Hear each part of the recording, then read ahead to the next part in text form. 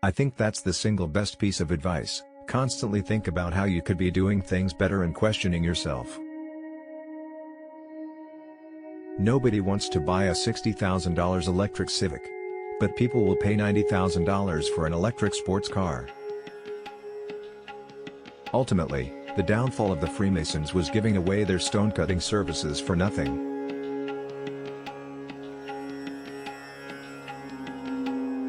If humanity doesn't land on Mars in my lifetime, I would be very disappointed. I'd like to dial it back 5% or 10% and try to have a vacation that's not just email with a view. I would only call someone an idiot if people were mistakenly under the impression that the person was smart. Taking Twitter private at $54.20 should be up to shareholders, not the board. I just want to retire before I go senile, because if I don't retire before I go senile, then I'll do more damage than good at that point. Patience is a virtue, and I'm learning patience. It's a tough lesson.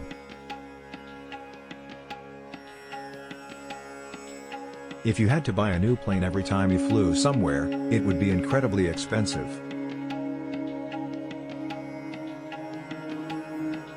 An asteroid or a supervolcano could certainly destroy us, but we also face risks that dinosaurs never saw: an engineered virus, nuclear war, inadvertent creation of a micro-black hole, or some as yet unknown technology could spell the end of us.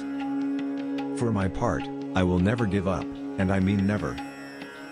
Engineering is the closest thing to magic that exists in the world. To make an embarrassing admission, I like video games.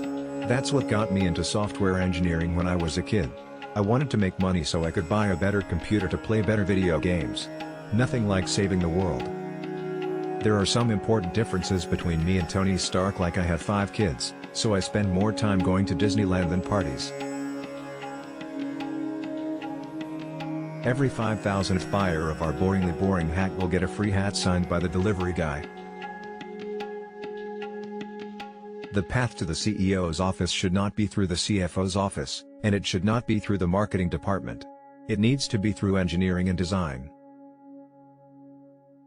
I'm nauseatingly pro-American.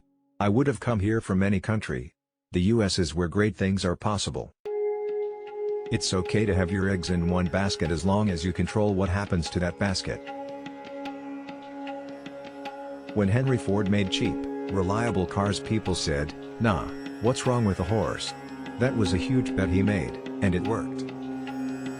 If you go back a few hundred years, what we take for granted today would seem like magic: being able to talk to people over long distances, to transmit images, flying, accessing vast amounts of data like an oracle. These are all things that would have been considered magic a few hundred years ago. I'm personally a moderate and a registered independent, so I'm not strongly Democratic or strongly Republican. Failure is an option here. If things are not failing, you are not innovating enough.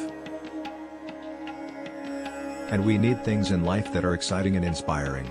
It can't just be about solving some awful problem. There have to be reasons to get up in the morning.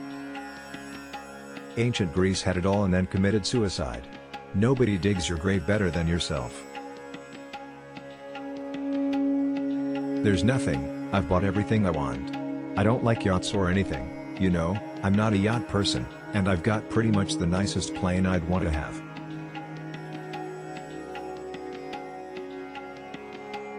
That's my lesson for taking a vacation: vacation will kill you.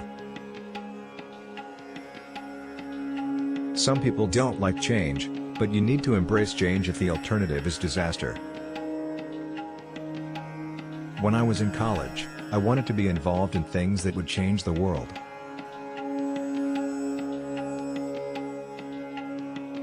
I think life on Earth must be about more than just solving problems. It's got to be something inspiring, even if it is vicarious. I don't spend my time pontificating about high-concept things. I spend my time solving engineering and manufacturing problems. Any product that needs a manual to work is broken. The key test for an acronym is to ask whether it helps or hurts communication. I think it is possible for ordinary people to choose to be extraordinary.